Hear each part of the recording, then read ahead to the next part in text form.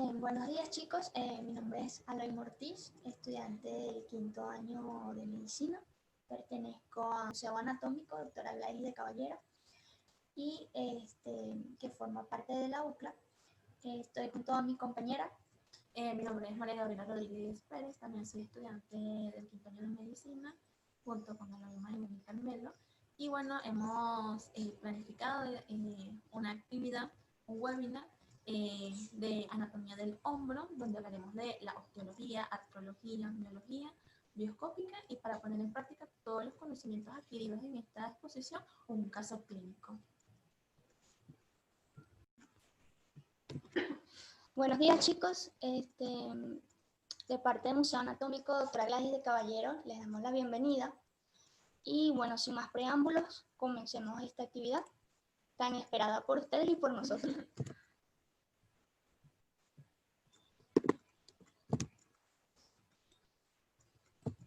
Mi nombre es Aloy Mortiz, bachiller del quinto año de medicina. Y bueno, espero que la información que vamos a compartir hoy sea de su interés y les sirva para su formación profesional. Ok, comenzamos por decir que el hombro es una región topográfica que une el brazo con el tórax por intermedio de la clavícula. Su esqueleto óseo está constituido por la clavícula y la escápula, que forman la cintura escapular, y por el extremo proximal del húmero. Vamos a describir cada uno de estos elementos óseos. La clavícula es un hueso plano que conecta transversalmente el manubrio esternal con el acromion clavicular. Tiene forma de S itálica y presenta dos curvaturas, una convexidad medial y una concavidad lateral. Presenta dos caras, una superior y otra inferior, dos bordes, anterior y posterior, y dos extremos. Aquí pueden observar la cara superior de una clavícula derecha y vemos que la superficie es lisa, no tiene casi detalles anatómicos relevantes y solo se relaciona con la piel y los nervios supraclaviculares. En la convexidad medial, lo primero que vamos a apreciar es la extremidad esternal, que puede tener forma triangular o redondeada y presenta una carilla articular para articularse con el manubrio del esternón a través de un fibrocartílago articular. Lateralmente, la clavícula se va aplanando y forma dos bordes, uno anterior y otro posterior. El centro de la clavícula se denomina cuerpo. Y hacia la concavidad lateral vamos a encontrar la extremidad acromial, también con su carilla articular.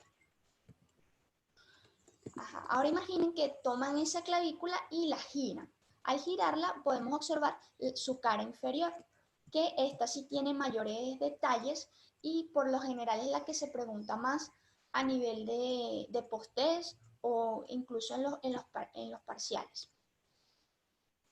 Vamos a describir los detalles. Igual aquí se tienen que ubicar que esta es la convexidad medial y la concavidad lateral.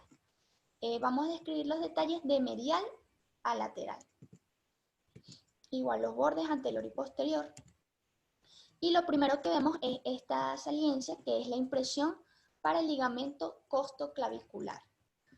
En el cuerpo vemos este surco, que es el surco subclavio, que brinda inserción al músculo del mismo nombre. Y hacia la concavidad lateral tenemos el tubérculo conoideo y la línea trapezoidea. Bien, la escápula es un hueso plano y delgado que constituye la pared posterolateral de la cintura escapular. Tiene forma triangular con base superior y vértice inferior.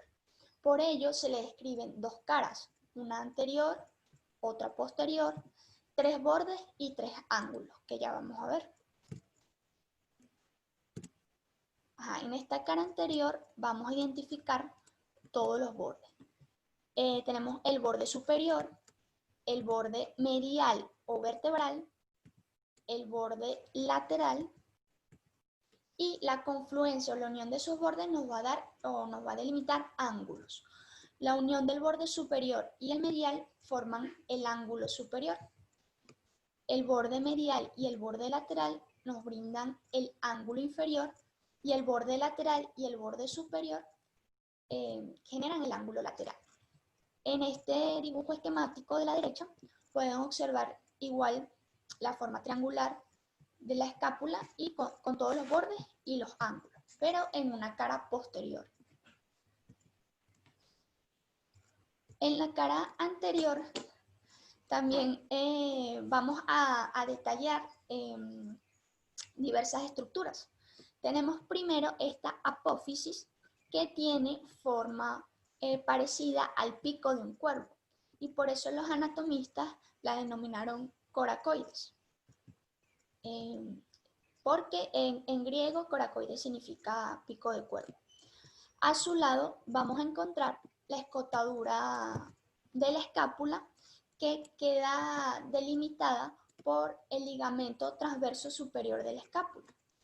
Aquí a la izquierda vamos a ver un dibujo esquemático donde la línea representa el ligamento que pasa por aquí arriba. Entonces forma como una especie de techo. Por encima va a pasar una estructura vascular que es la arteria supraescapular, que irriga el músculo supra e infraespinoso. Y por debajo pasa el nervio supraescapular, que también inerva los mismos músculos, y al pasar por ese canal y por debajo del ligamento es susceptible, en caso de traumatismo, a que se pueda generar compresión y por ende comprometer la inervación de esos dos músculos, el supra y el infraespinoso. Otra estructura relevante aquí que vemos en forma cóncava es la fosa subescapular, con diversas crestas oblicuas que van a servir de origen al músculo subescapular. En la cara posterior de la escápula, lo primero que vamos a ver es esta estructura que se denomina espina, y ella delimita dos regiones, una por encima, que sería la fosa supraespinosa, y otra por debajo, que es la fosa infraespinosa. La cara posterior, a diferencia de la anterior, es convexa. Igual en la siguiente vista lo van a apreciar mucho mejor. La espina lateralmente se va separando del cuerpo y se aplana para formar una estructura que se denomina el acromion. En una visión lateral podemos apreciar igual aquí la apófisis coracoides y el acromion. Por ende, esta sería la cara anterior, que aquí se aprecia mejor su concavidad, y la cara posterior, que es convexa, como les mencionaba. También aquí lo que podemos ver es el borde lateral y por aquí arriba vendría siendo el borde superior. Por ende, todo esto constituye lo que es el ángulo lateral y está formado por una cavidad que tiene forma parecida a una pera, que se denomina cavidad glenoidea. En su centro vamos a encontrar representado en azulito el tubérculo glenoideo y dos tubérculos más en relación a ella, que son uno que está por encima, que es el tubérculo supraglenoideo, y otro por debajo, que es el tubérculo infraglenoideo. Ok, el húmero es un hueso largo que presenta un cuerpo o diáfisis y dos extremidades o dos extremos, que son el superior y el inferior. Los extremos también se denominan epífisis. Como les mencioné al inicio, vamos a describir solamente el extremo superior, que es el que forma parte del esqueleto óseo. Y está formado por una cabeza esférica, o una estructura esférica, que es la cabeza del húmero. Luego vamos a tener un surco que circunscribe esa cabeza y por ende se denomina cuello anatómico. Anteriormente y hacia medial vamos a encontrar el tubérculo menor o troquín, y anterior y lateral vamos a encontrar el tubérculo mayor o troquíter. Entre estos dos tubérculos pasa un surco, que es el surco intertubercular o surco bicipital, ya que corresponde o que es una vía de paso segura para el tendón delgado de la cabeza larga del músculo bíceps braquial. Igualmente, estos tubérculos van a formar hacia abajo unas crestas, que son la cresta del troquíter y la cresta del troquín. Y distalmente a la cabeza y a los tubérculos vamos a encontrar un sitio frecuente de fracturas, que es el cuello quirúrgico del húmero. Bien, ya que estudiamos la parte ósea del hombro, ahora corresponde a la parte de la articulación o la artrología. El hombro no está formado por una sola articulación, sino por 5 articulaciones que conforman o crean un complejo articular. Ellas funcionan de forma simultánea y sinérgica. Ellas son la glenohumeral, la acromioclavicular, la esternoclavicular, la escapulotorácica y la subdeltoidea. Vamos a estudiar cada una de ellas. La glenohumeral o escapulohumeral es una articulación sinovial de tipo enartrosis. Las superficies articulares son la gran cabeza esférica del húmero y la pequeña cavidad glenoidea de la escápula, que aumenta su tamaño y su superficie gracias a un collar cartilaginoso que es el rodete glenoideo. La cápsula articular presenta en la zona anterosuperior 3 ligamentos, a saber, en rojo vamos a representar el ligamento glenohumeral superior, en azul representamos el ligamento glenohumeral medio y en morado el ligamento glenohumeral inferior. En la zona superior se encuentra otra banda fibrosa que va desde la apófisis, de la raíz de la apófisis coracoides hacia el húmero. Por ende se denomina ligamento coracohumeral. Y entre los tubérculos mayor y menor hay una banda fibrosa que va en sentido horizontal, que es el ligamento transverso del húmero, que sería esta bandita que está aquí. Ok, aquí vemos una vista anterior de la articulación glenohumeral, una pieza de disección, donde observamos el ligamento glenohumeral superior, el ligamento glenohumeral inferior, aquí estaría la cavidad glenoidea y este es el anillo que les mencionaba, el rodete glenoideo. Aquí estaría la cabeza del húmero y la cápsula articular separada o cortada. La membrana sinovial se inserta sobre el contorno de la cavidad glenoidea y en la cara superficial del rodete. Sobresale por unas aberturas de la cápsula articular para formar bolsas sinoviales. Las bolsas sinoviales o bursas son saquitos llenos de líquido que su función principal es evitar la fricción entre las superficies óseas de las articulaciones o incluso entre la parte muscular y de ligamentos o entre los diversos músculos. Con respecto a esta articulación, quiero que fijen o graben 3 bolsitas.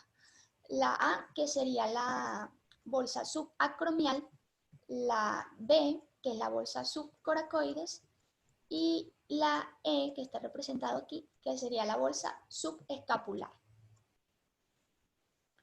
Repito, la bolsa subacromial, subcoracoides y la bolsa subescapular.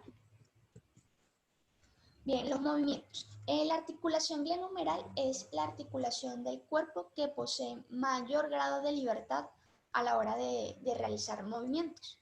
Ella puede hacer movimientos de flexión, extensión, aducción, abducción, rotación medial y rotación lateral, y el movimiento de circunducción, que es un movimiento complejo que involucra todos los movimientos anteriores y forma una especie de cono, cuyo vértice está en la raíz del miembro y la base en el extremo libre. Bien, los planos y los ejes. Como les mencionaba, es importante a la hora de analizar los movimientos tener muy presente que ellos se realizan en un plano y sobre un eje, todos los movimientos que hacen las articulaciones. Entonces, para que no se lo tengan que memorizar, yo les propongo que tenga una hojita, ¿verdad? Que es la que va a representar los planos, y un lápiz, que es el que representa los ejes. Entonces, si nosotros colocamos la hojita de esta forma, representamos el plano coronal, así se representa el plano sagital, y de esta forma el plano horizontal o transversal. Y la intersección de estos planos nos va a dar los ejes. Tenemos el eje transversal, el eje antero-posterior y el eje longitudinal. Entonces, el movimiento de flexión y extensión se representa, le hacemos un huequito a la hojita y se representa de esta forma, o sea, moviendo la hojita de esta manera. Entonces, por ende, ese movimiento se realiza en un plano sagital sobre un eje transversal. El movimiento de abducción y aducción vendría así, se da en un plano coronal sobre un eje antero-posterior, y el movimiento de rotación lo representaríamos así, se da en un eje transversal sobre, en un plano transversal sobre un eje longitudinal. Ok, aquí vemos un dibujo esquemático donde vemos igual todos los movimientos, y representado en colores están los músculos que inician esos movimientos. La siguiente articulación es la acromioclavicular, que también es una sinovial, pero de tipo artródico. Las superficies articulares son la faceta acromial y la faceta clavicular. La cápsula articular está representada por el ligamento acromioclavicular en verde y el ligamento coracoclavicular, que tiene dos componentes. El ligamento conoideo representado en amarillo y el ligamento trapezoideo. Estos ligamentos se insertan en las estructuras que les mencioné en la cara inferior de la clavícula. Aquí vemos igual un dibujo esquemático donde ven la articulación con su cápsula articular, el ligamento, y los movimientos los vamos a estudiar con la siguiente articulación, que es la esternoclavicular. Es una sinovial también, pero de tipo encaje recíproco o en silla de montar. Las superficies articulares son el extremo proximal o external de la clavícula y la escotadura clavicular del manubrio del esternón. La cápsula articular está representada por los ligamentos esternoclaviculares anterior y posterior, que no se ven en esta vista, y el ligamento costoclavicular y el interclavicular, que es esta banda en forma de U. Los movimientos. Bueno, esta articulación junto con la acromioclavicular, su función principal es aumentar la amplitud o el grado de amplitud que puede realizar la articulación glenohumeral. Aquí en esta secuencia vemos el modelo que va desde la extensión hasta la flexión completa. Y aquí en la parte superior vemos las distintas posiciones que va adoptando la articulación. A pesar de que tiene esas bandas fibrosas que ustedes ven aquí y se ve como que está relativamente fija, ella posee una movilidad significativa para permitir todo este movimiento. La articulación escapulotorácica es una articulación fisiológica. Eso quiere decir que están implicados en sus movimientos estructuras musculoesqueléticas. Por eso también se le denomina pseudoarticulación o falsa articulación. Las superficies articulares son la fosa subescapular, que está ocupada por el músculo subescapular, la parrilla costal, y los espacios intercostales desde la segunda hasta la octava vértebra, que están cubiertos por el músculo serrato mayor. Los movimientos que realiza esta articulación son los de elevación, cuando por ejemplo decimos que no nos importa algo, descenso, el movimiento de retracción, que es como sacar el pecho, el movimiento de sacar el pecho, protracción, que es como intentar abrazarte a ti mismo, y los movimientos de rotación, que pueden ser hacia arriba o hacia abajo. Por último, tenemos la articulación subdeltoidea, que al igual que la anterior es una pseudoarticulación y no es más que un plano de deslizamiento entre el músculo deltoides, representado aquí en 1, y el manguito de los rotadores. Esta es una vista coronal, una sección coronal, donde identificamos el músculo deltoides, el 3 sería el músculo supraespinoso, vemos la cabeza del húmero, y entre estas estructuras se encuentra representado en 7 una bolsa serosa, que es la que permite que cuando hacemos la abducción exista ese plano de deslizamiento y mejora o evita la fricción. ¿Okay? No tiene un nombre propio, sino bolsa serosa. Y lo más importante a recordar en esta articulación es que está mecánicamente unida a la glenohumeral. Por ende, cualquier movimiento que realice la glenohumeral se va a ver reflejado en esta articulación. Ok, ahora vamos a hacer unas preguntas, a ver si ustedes participan por el chat. Déjenme colocarlo aquí para leerlo.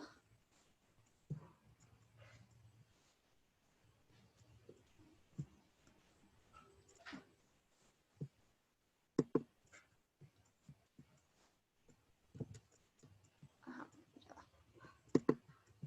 Bueno, voy pasando la pregunta y ustedes luego responden. Ok, después de una lesión del hombro, se le diagnostica al paciente desplazamiento del tendón que atraviesa el surco intertubercular del húmero. ¿Cuál de los siguientes tendones es el que se desplazó? Aquí están las opciones. Opción A, tendón de la cabeza larga del tríceps braquial. Opción B, tendón de la cabeza lateral del tríceps braquial. Opción C, tendón de la cabeza medial del tríceps braquial. Opción D, tendón de la cabeza corta del bíceps braquial. Y opción E, tendón de la cabeza larga del bíceps braquial. Les doy un minuto para que la coloquen. Ajá.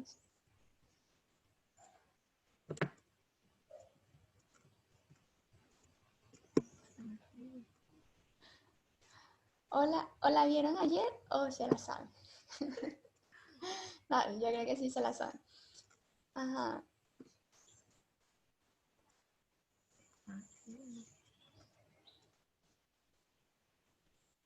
Bueno, ajá, aquí la mayoría todos están respondiendo muy bien. Está Tania, Cruz, Colmares, Helio. Sí, muy bien, muy bien. Es la E.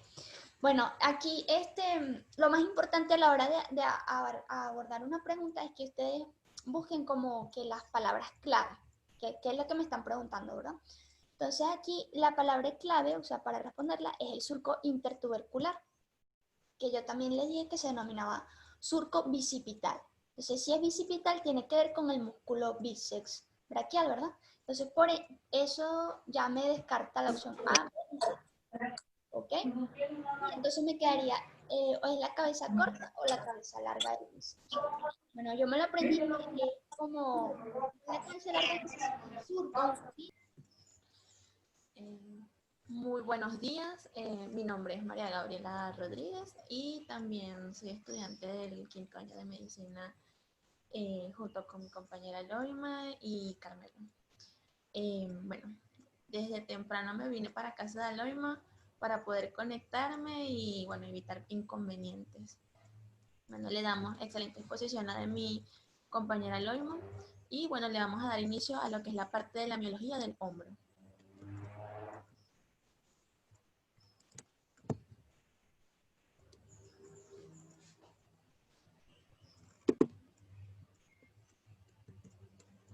Ok, entonces el hombro, en el hombro se encuentran, por así decirlo, dos grupos grandes de musculatura que permiten el movimiento del mismo. Entre esto tenemos a los músculos axiopendiculares y los músculos escapulohumerales, siendo los músculos axiopendiculares los que permiten mantener el esqueleto apendicular, es decir, del miembro superior, unido al esqueleto axial o tronco. Y bueno, los músculos escapulohumerales son los músculos intrínsecos o propiamente del hombro y son los que van a ejercer la mayor parte del movimiento. Entonces, los músculos axiopendiculares podemos dividirlos en músculos axiopendiculares anteriores, que están conformados por el pectoral mayor, el pectoral menor, el músculo subclavio y el serrato anterior. Tenemos el grupo de los músculos axiopendiculares posteriores superficiales, de los músculos axiopendiculares posteriores superficiales o extrínsecos del hombro, como el trapecio y el dorsal ancho. Tenemos los músculos axiopendiculares posteriores profundos o extrínsecos del hombro, como el elevador de la escápula, el romboides menor y el romboides mayor. Y bueno, por último tenemos los músculos escapulohumerales, que son intrínsecos del hombro, como ya les mencionaba, y aquí tenemos el músculo deltoide, supraespinoso, infraespinoso, redondo menor, redondo mayor y subescapular.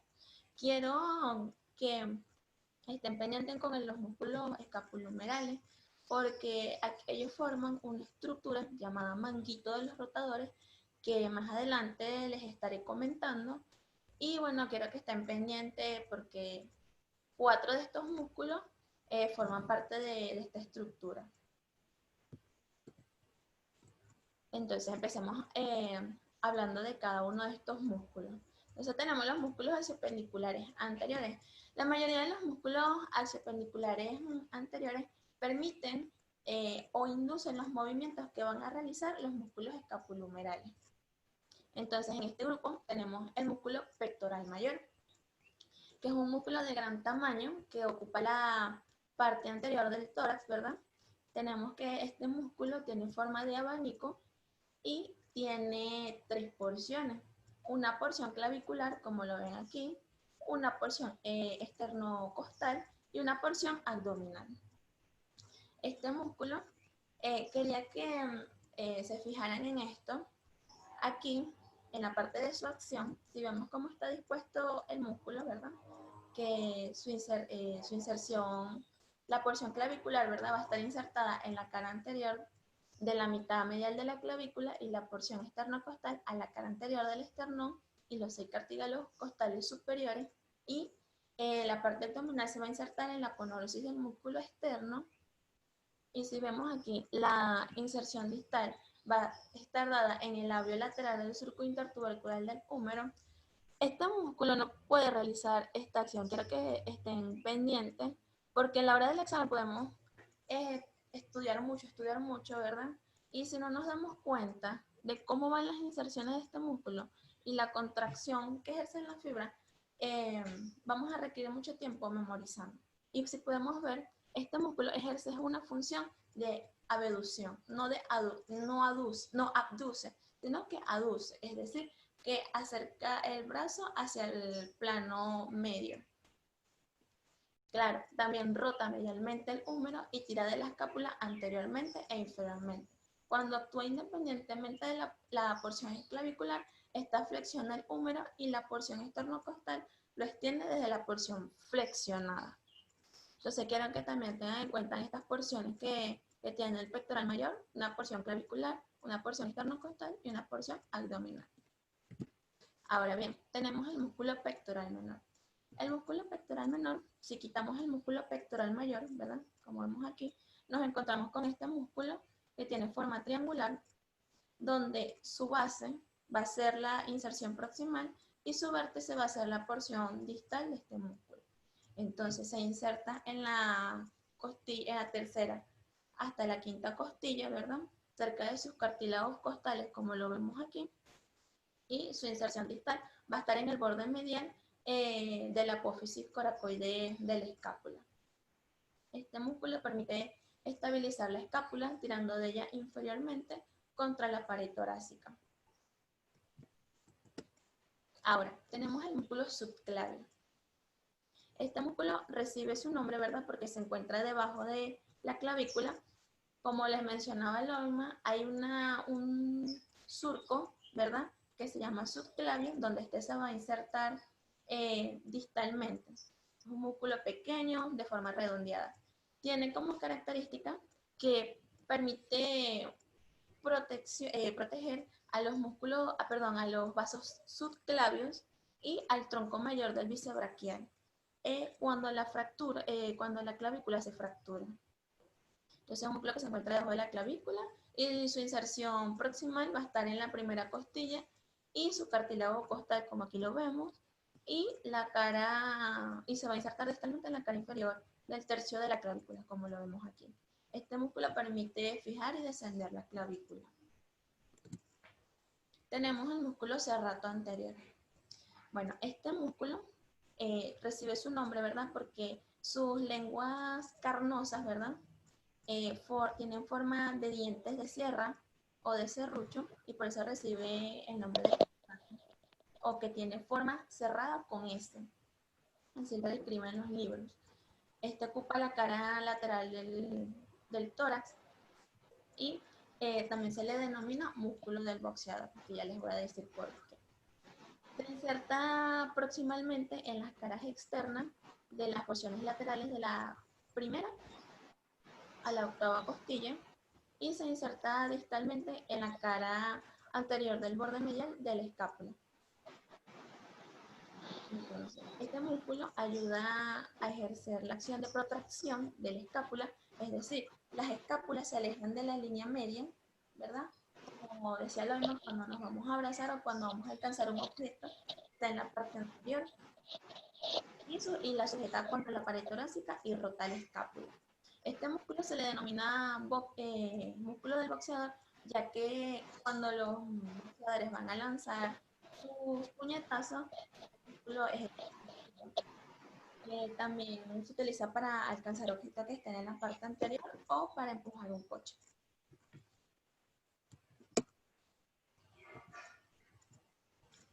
Ok. Una vez habiendo terminado el grupo de los músculos axiopendiculares quiero hacerles unas preguntas para poner a prueba sus conocimientos. Entonces, en cuanto a los músculos axiopendiculares anteriores, es cierto que está conformado por los músculos pectoral mayor, subclavio, serrato anterior y trapecio. Está conformado por los músculos pectoral mayor, subclavio y serrato anterior. Está conformado por los músculos pectoral mayor, pectoral menor, subclavio y serrato anterior.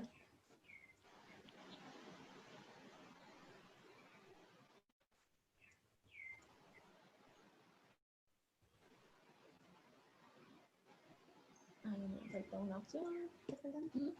O todas las anteriores son falsas.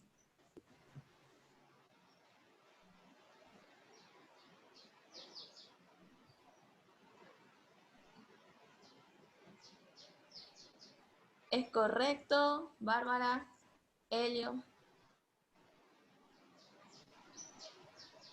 Es cierto, es correcto. Es la opción C, ya que si ponemos, vamos, como decía Loima, vamos a buscar las palabras claves, ¿verdad? En estas preguntas, ¿verdad? Vemos que el trapecio, el músculo trapecio no forma parte de este grupo, por lo tanto descartamos esta opción.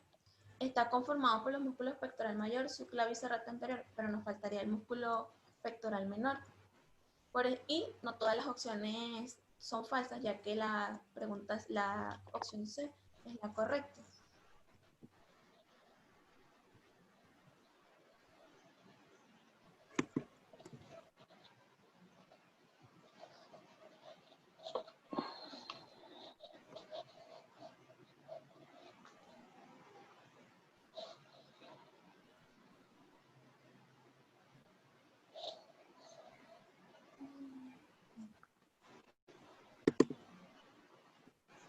Ok, vamos a empezar a hablar sobre los músculos axiopendiculares posteriores. Este grupo se divide a su vez en músculos axiopendiculares posteriores superficiales y músculos axiopendiculares posteriores profundos. Comenzaremos hablando sobre los músculos apendiculares superficiales, entre los que tenemos al músculo trapecio y el músculo dorsal ancho. Entonces, el trapecio. Este músculo recibe su nombre, ¿verdad? Porque este músculo, si unimos los músculos derecho e izquierdo, forman una figura geométrica irregular de 4 caras llamada trapecio. Entonces, tenemos que este músculo, como está aquí señalado en la imagen, tiene 3 porciones. Sus fibras se dividen en 3 porciones. Tenemos una porción superior, ¿verdad? O descendente de la fibra, una porción media, una porción ascendente o inferior. Estas fibras musculares pueden actuar de manera separada o en conjunto. Entonces tenemos que la inserción proximal del músculo trapecio, ¿verdad? Va a estar dada en el tercio medial de la línea nucal, ¿verdad? En la protuberancia occipital externa y el ligamento nucal y las apófisis espinosas de las vértebras C7 a T12. Y la inserción distal va a estar en el tercio lateral de la clavícula, el acromion y la espina de la escápula. Entonces, las fibras superiores, ¿verdad? O descendentes me van a permitir elevar la escápula. Las fibras medias van a permitir ese movimiento de retracción del escápula, es decir, llevarlo hacia la parte posterior. Y las fibras ascendentes o inferiores me van a descender la escápula.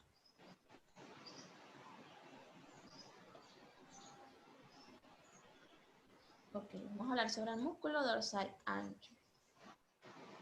Otro de los músculos que se encuentran en la parte superficial de la parte posterior. Este músculo tiene forma de abanico, ¿verdad? Se va a insertar en la parte de las, proximalmente, en las apófisis espinosas de las 6 vértebras torácicas inferiores, la fascia toracolumbar, como la vemos aquí, y la cresta ilíaca, las 3 o 4 costillas inferiores. Y se va a insertar distalmente en el suelo del surco del húmero. El músculo permite la extensión, la aducción y la rotación del húmero medialmente. Este eleva el cuerpo hacia los brazos al trepar. Este músculo es muy importante para las personas que escalan, también los que hacen ejercicios donde elevan su tronco y los acercan hacia los brazos. Y bueno, tenemos el músculo elevador de la escápula, que forma parte de los músculos posteriores profundos. Tenemos que este músculo, ¿verdad?, tiene forma de cincha o de faja y se puede dividir en 2 tercios, un tercio superior y un tercio inferior. El tercio superior de este músculo va a estar cubierto por el músculo esternocleidomastoideo y el tercio inferior va a estar cubierto por el músculo trapecio. Las fibras de este músculo, ¿verdad?, se van a originar en las apófisis transversas de las vértebras cervicales superiores y se va a insertar distalmente en el borde superomedial de la escápula superior a la raíz de la espina, como vemos aquí. Y bueno, su acción va a ser, en conjunto con la porción descendente del trapecio, la elevación de la escápula, también la fija junto al músculo romboide y el pectoral menor. Permiten la rotación de la escápula y hacer la glenoidea.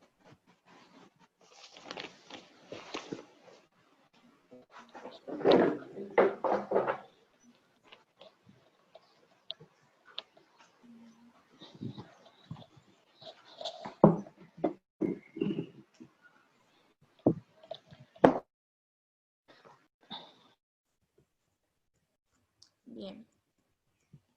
Continuamos con los músculos romboides mayor y los músculos romboides menor. Ok, como lo hemos señalado aquí, tenemos el músculo romboides mayor y el músculo romboides menor. El músculo romboide recibe este nombre porque tiene forma de la figura geométrica romboides, ¿verdad? Y el romboides mayor va a ser más ancho y delgado que el romboides menor, que va a ser más grueso, pero más pequeño menos ancho que el romboides mayor. Entonces tenemos que el músculo romboides menor se va a insertar proximalmente el ligamento nucal, ¿verdad? Y en las vértebras transversas en la apófisis espinosa de las vértebras C7 y T1. Y se va a insertar distalmente en el área triangular, como lo vemos aquí, lisa del extremo medial de la espina de la escápula. Ahora bien, el romboides menor, ¿verdad? Perdón, mayor, se va a insertar en las apófisis espinosas de las vértebras de T2 a T5 y se va a insertar distalmente en el borde medial, como lo vemos aquí, de la escápula desde el nivel de la espina hasta el ángulo inferior de la escápula.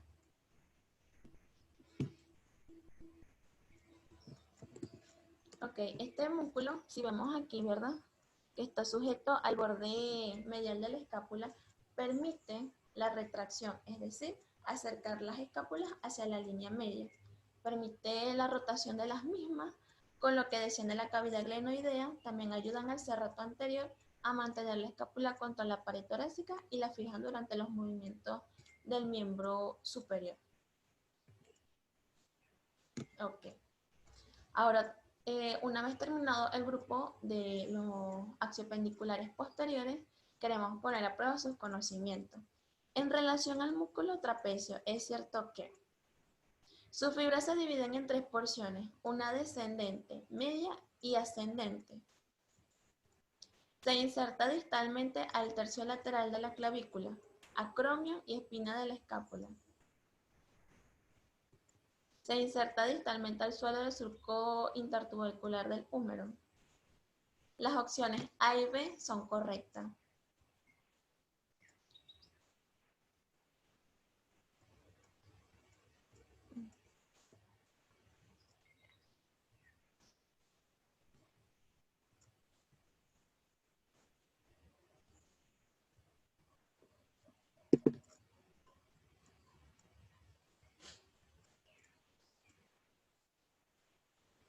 Esperamos su respuesta.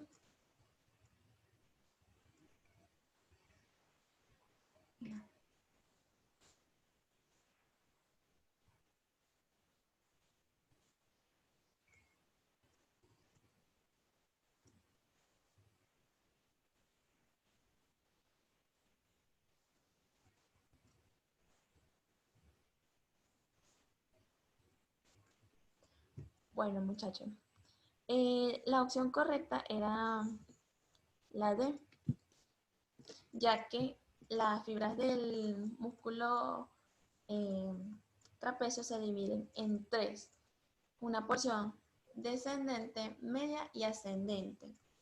Y también era verdadera que se inserta distalmente en el tercio lateral de la clavícula, en la escápula y en el acromio.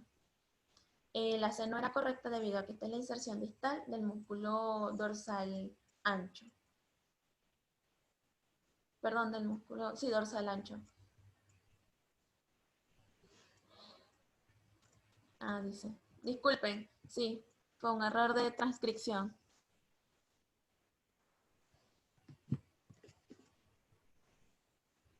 Pero ciertamente la A y la B son, sí, la opción está mal escrita, la porción era ascendente también.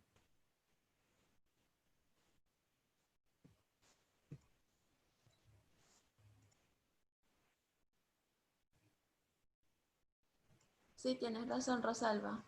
Tenía que escribir la opción ascendente.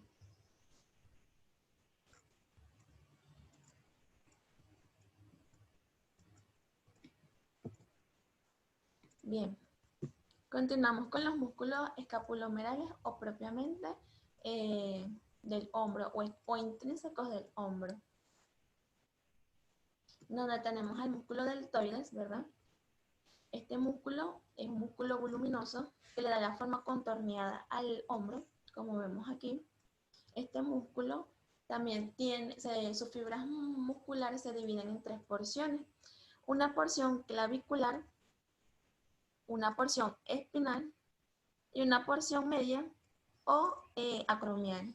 Las porciones clavicular y las porciones espinales son unipenniformes y la porción deltoidea es multipenniforme. Eso también tendrán que tenerlo por allí, por si acaso en algún pretest o post-test se lo pueden preguntar.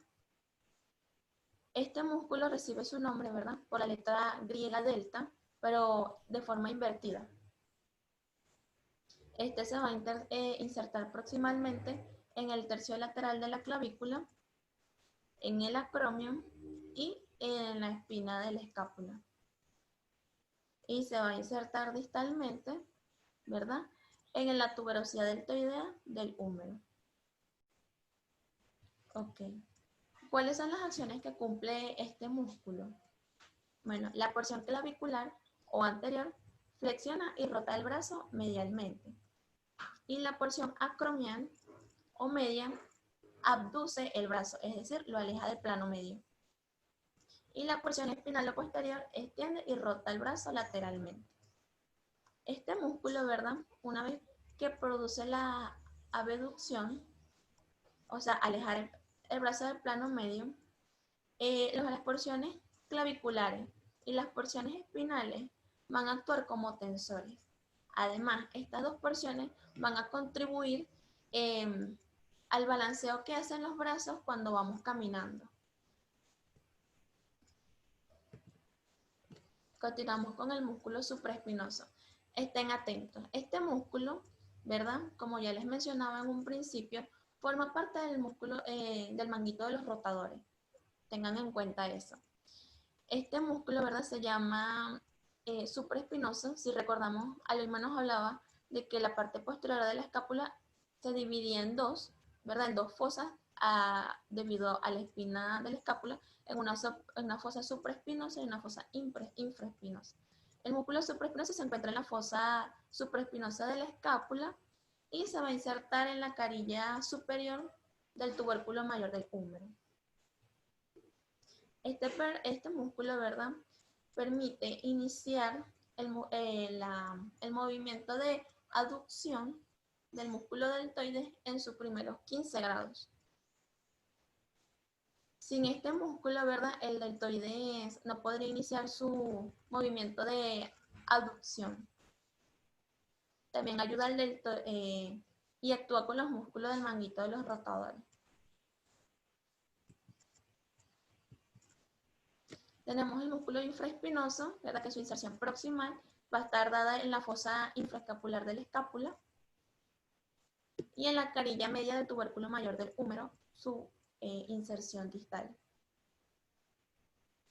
Este músculo permite la rotación lateral del brazo y actúa con los músculos del manguito de los rotadores. Como lo vemos aquí.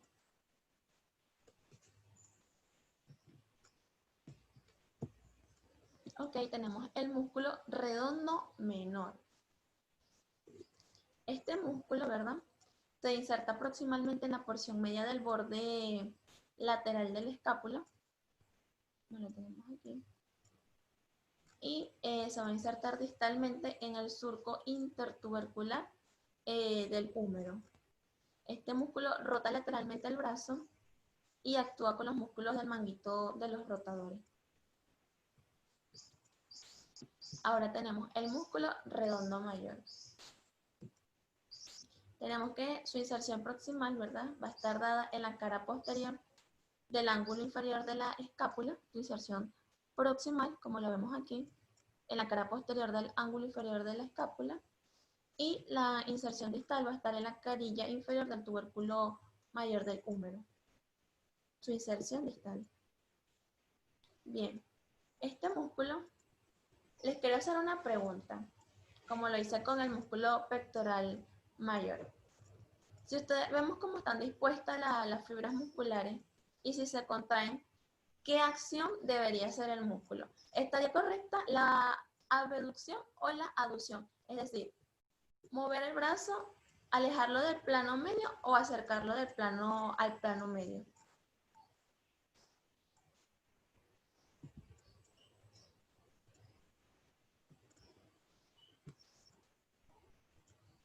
Muy bien. Muy bien, Jesús. Es verdad. Para que estén pendientes. Si vemos la contracción de este músculo y cómo van dispuestas sus fibras, este músculo no debería ser abducción, perdón, sino aducción, es decir, acercar al plano medio. Entonces, quiero que estén pendientes con esto porque a veces nos gastamos mucho tiempo memorizando y esto es cuestión de ver cómo van dispuestas las fibras y cómo se contraen, y de esta manera cuando estamos en un pretest o en el parcial, si nos imaginamos la contracción del músculo va a ser mucho más fácil llegar a la respuesta. Entonces no es no aduce, sino no abduce, sino que aduce, lo acerca al plano medio.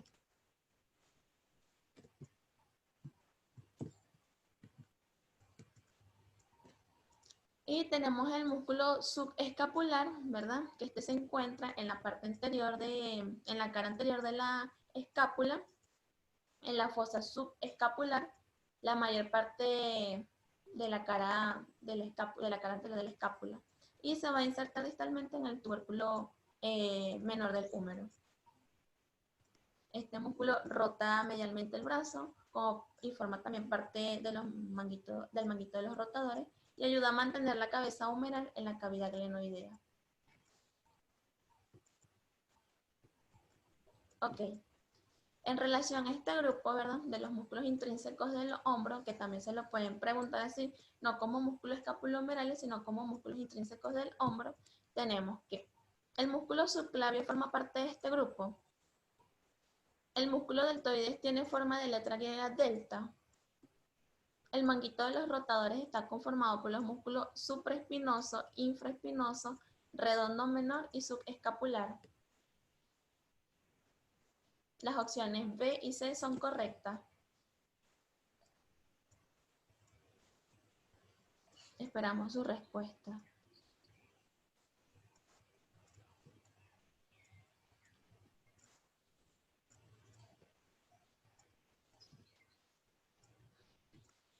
Muy bien, Helio. Jesús, es correcto. La opción D. ¿Por qué? Porque si vemos aquí, el músculo subclavio no pertenece a este grupo, sino al grupo de los axiopendiculares anteriores. El músculo deltoides, como bien lo dijimos, tiene forma de la letra griega delta, y el manguito de los rotadores está formado por los músculos supraespinoso, infraespinoso, redondo menor y subescapular. Y por esto la opción correcta es la D.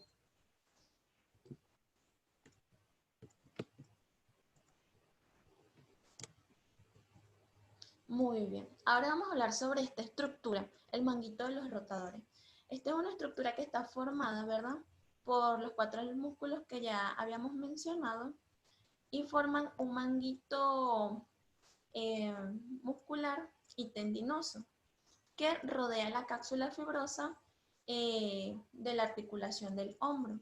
Este permite estabilizar esta articulación y permite mantener la cabeza del húmero en la cavidad glenoidea.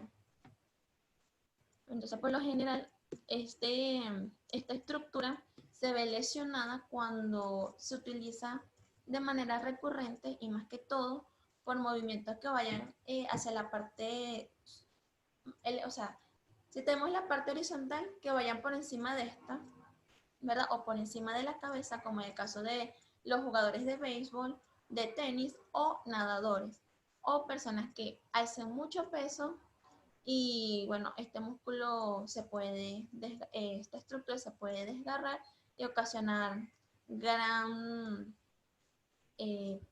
problemas a la hora de ejercer el movimiento del hombro.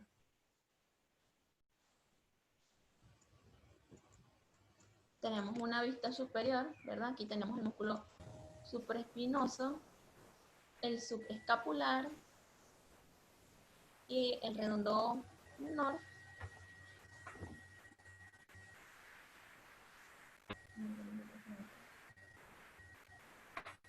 Bien.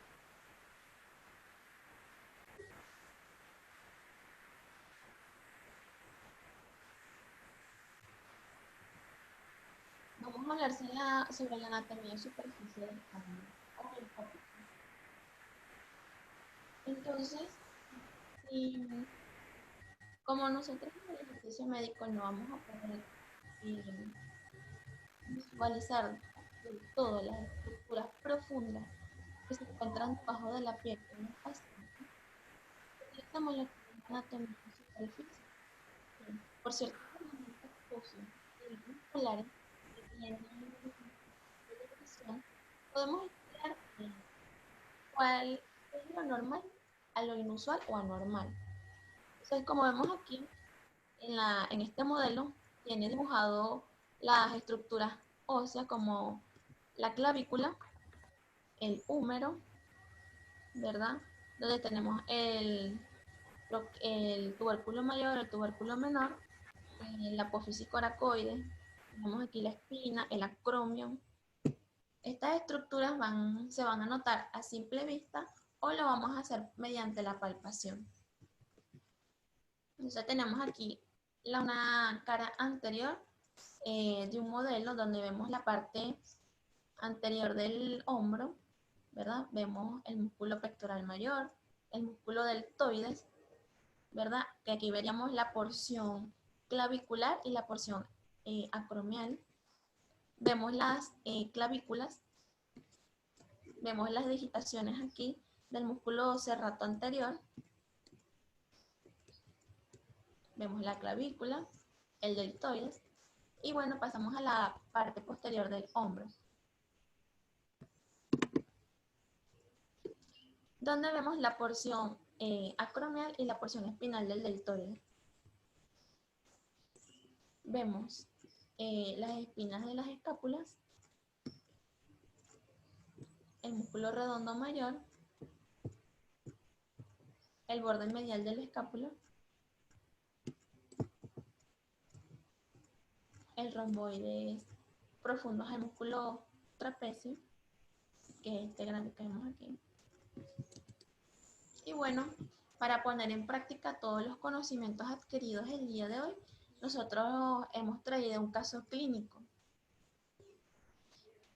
Se trata de un hombre de oficio carpintero que acude a la consulta por presentar dolor en la región deltoidea derecha, sobre todo en acciones como peinarse, ponerse la camisa y dormir de costado sobre ese lado.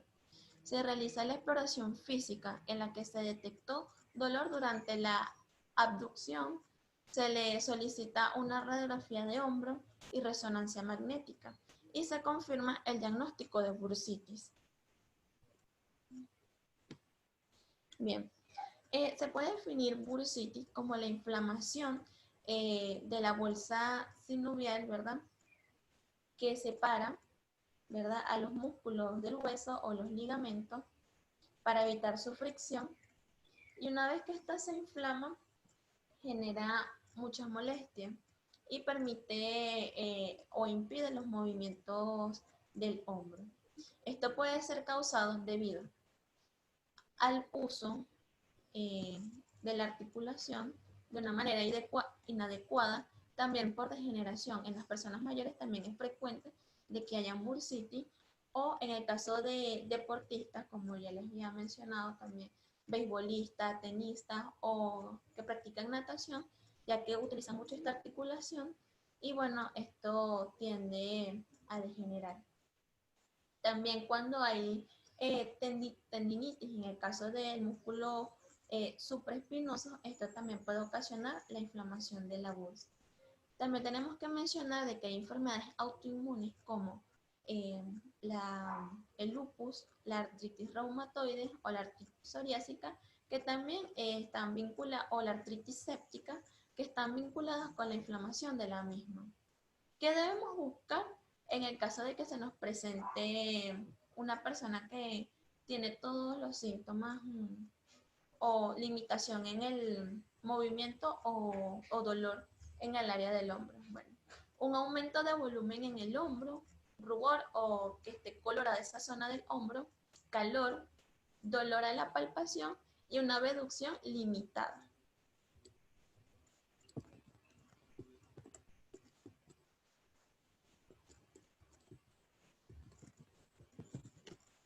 Ok, ¿Por qué se genera dolor al separar el brazo de la línea media? Debido a que si vemos aquí tenemos el acromio y tenemos el tubérculo mayor del húmero. Una vez hacemos el movimiento de abducción, comprimimos la bolsa de subacromial, que es la que más frecuente se inflama, y también en las estructuras musculares, al contraerse van a generar presión en la misma.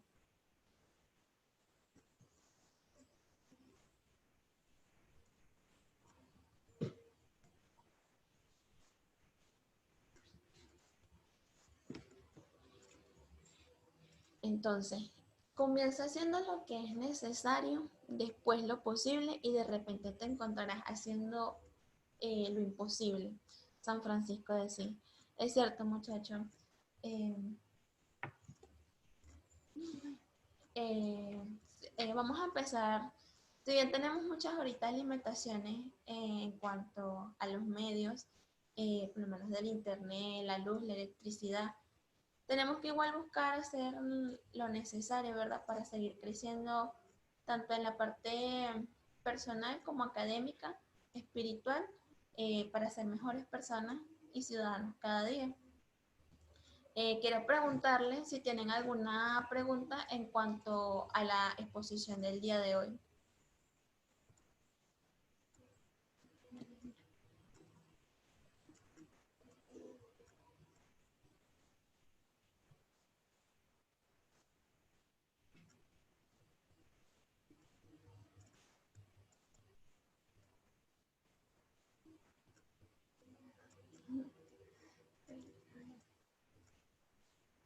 Eh, si tienen alguna pregunta, estamos aquí para responderla.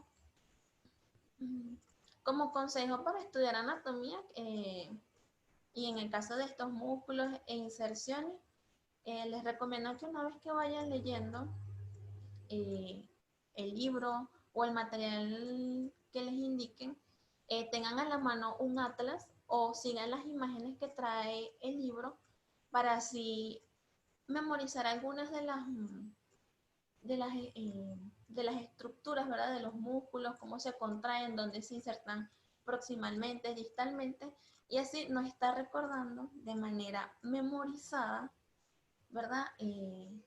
Este tipo de estructura, sino que al momento de estar presentando el examen, tal vez ustedes hagan el movimiento y se recuerden de lo que estudiaron y no tengan el miedo de que se les vaya a olvidar algo. Elliot, que pregunta ¿con qué bibliografía nos apoyamos? Más tarde vamos a pasarles una guía donde ahí va a estar especificado todo y la bibliografía que usamos. Ok, básicamente fue el Moore, fisiología articular de Kapanji y el Netter, que es el Atlas, y anatomía del aparato locomotor. Pero más tarde va a tener toda esa bibliografía en la guía que le vamos a pasar. De nada, Elio. Bueno, otra pregunta, otra duda. ¿Podrían decir un poco sobre el síndrome del manguito rotador? Como vemos aquí, recordamos que el manguito del rotador está formado por el músculo supraespinoso, infraespinoso, redondo menor y el subescapulario, siendo el supraespinoso el único que no rota. Por lo general, el músculo que sufre del manguito de los rotadores es el supraespinoso, más que todo en cuanto a la inserción de su tendón al húmero, ¿verdad? Aquí se va a cortar la irrigación y lo que va a ocasionar gran inflamación y dolor de esta estructura. También, más que todo esto, se debe a desgarros por traumatismo o, como bien lo decía, por el uso repetido de esta articulación y de esta estructura que va debilitando los tendones que sujetan la cabeza del húmero y generan la inflamación y el dolor de esta zona. La semiología indica la prueba de caída y de Apley.